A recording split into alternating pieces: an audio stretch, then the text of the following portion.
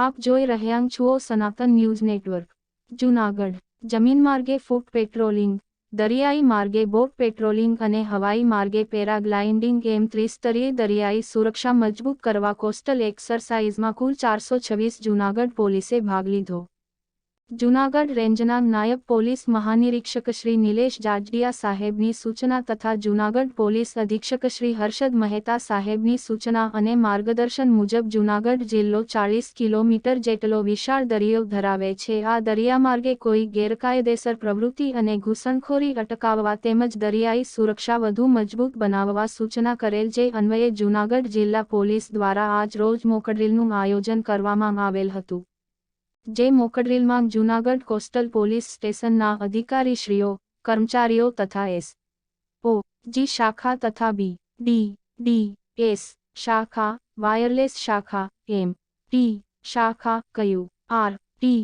શાખા તથા ગર્વ ટીમ, એસ.આર.ડી. સભ્યો, જી.આર.ડી. સભ્યો, navy, custom, coast guard, GMB, fisheries, BSF, forest વિભાગ વગેરે સ્ટાફ આ મોકડ્રીલમાં જોડાયેલ હતા.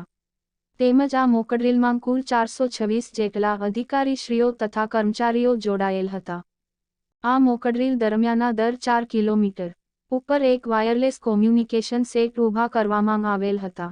તેમજ પોલીસ અધિકારીશ્રીઓ તથા કર્મચારીઓની અલગ કુલ 10 ટીમો દ્વારા સમગ્ર દરિયાઈ વિસ્તારને આવરી લેવાય તે રીતે પેટ્રોલિંગ કરવામાં આવેલ હતું. જેમાં 2 ટીમો દ્વારા દરિયા માર્ગે બોટ પેટ્રોલિંગ કરવામાં આવેલ તથા પાવર પેરાગ્લાઇડિંગની મદદથી હવાઈ સર્વેક્ષણ હાથ ધરવામાં આવેલ. અને જૂનાગઢ જિલ્લાની 40 કિલોમીટરનો દરિયાઈ વિસ્તારમાં આવેલ મેનગજના જંગલો અને કાંઠા વિસ્તાર અને કાંઠાથી 3 કિલોમીટર અંદરના સમગ્ર વિસ્તારમાં સઘન શોધખોળ હાથ ધરવામાં આવેલ હતી. તેમજ ઉપલબ્ધ વાયરલેસ કોમ્યુનિકેશન દ્વારા જૂનાગઢ જિલ્લાની દરિયાઈ પટ્ટીને વધુ સુરક્ષિત બનાવવા આજ રોજ મેગા કોસ્ટલ એક્સરસાઇઝ નું જૂનાગઢ જિલ્લા પોલીસ દ્વારા આયોજન કરવામાં આવેલ હતું. આ મોકડ્રીલ દરમિયાન એસ.ઓ. જી શાખા દ્વારા રેડ પાર્ટી તરીકે ફરજ બજાવવામાં આવેલ હતી. જેના દ્વારા દરિયાઈ વિસ્તારમાં 5 નોટિકલ માઇલ સુધી તથા જૂનાગઢ જિલ્લાના જમીની 3 કિલોમીટર સુધીના કોઈ પણ પોલીસ સ્ટેશન, દરિયા કિનારાના ગામો ખાતે આવેલ ધાર્મિક સ્થળો તેમજ અગત્યના સ્થળો, વાઇટલ ઇન્સ્ટોલેશન ઉપર સફળ હુમલો કરવા પ્રયત્નો કરવામાં આવેલ હતા. તથા કોસ્ટલ પોલીસ સ્ટેશન ના ડી સ્ટાફના અધિકારી કર્મચારીઓ દ્વારા બ્લુ પાર્ટી તરીકે ફરજ બજાવવામાં આવેલ હતી. જેના દ્વારા કોઈ પણ આતંકવાદી હુમલો સફળ ન થાય તે હેતુસર દરિયાકાંઠા વિસ્તારમાં અસરકારક પેટ્રોલિંગ રાખવામાં આવેલ હતું. સમગ્ર મોકડ્રીલમાં કુલ 426 પોલીસ, એસઆરડી, જીઆરડી તથા રર અધિકારીશ્રીઓએ ભાગ લીધો. જિલ્લાના કુલ 40 કિલોમીટર દરિયાઈ સરહદને ખૂબ જ નીચી ઊંચાઈ પર પેરાગ્લાઇડિંગ દ્વારા બારીકાઈથી નિરીક્ષણ કરી દરિયાઈ સુરક્ષા વધારવા નવતર પ્રયોગ થયો.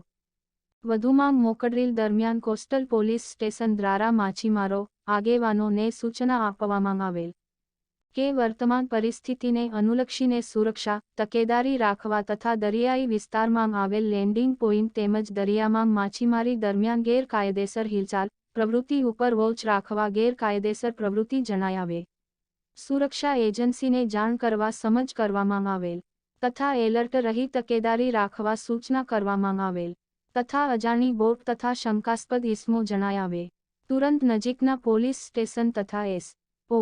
જી શાખા તથા પોલીસ કંટ્રોલ રૂમમાં જાણ કરવા સૂચના આપેલ તેમજ IMBI ક્રોસ ન કરવા બાબતે પણ સમજ આપવામાં આવેલ હતી. અહેવાલ વલ્લભભાઈ પરમાર, સનાતન ન્યૂઝ નેટવર્ક.